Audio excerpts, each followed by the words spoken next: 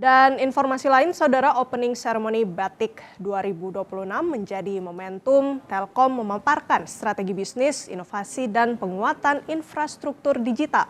Melalui forum ini, Telkom mendorong konektivitas dan pertumbuhan ekonomi digital Indonesia. Bali Annual Telkom International Conference atau Batik 2026 berlangsung Rabu 26 Agustus 2026. Forum ini membahas strategi Telkom, mulai dari investasi, infrastruktur, penataan bisnis, hingga penguatan jaringan.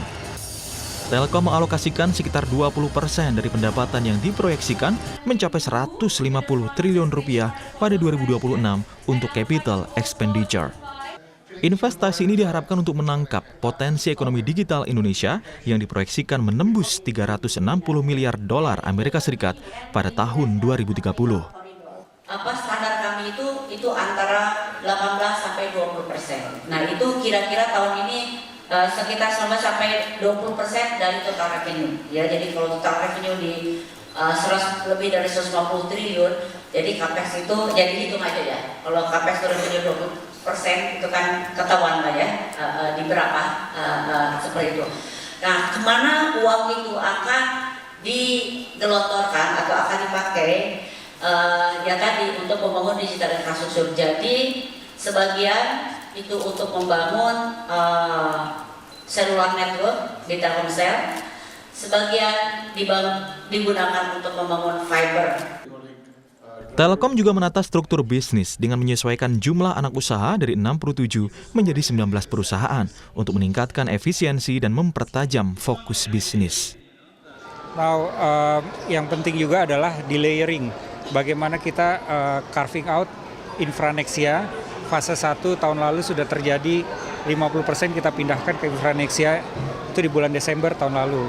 Targetnya insya Allah kalau semuanya lancar, akhir September itu kita akan carve out lagi.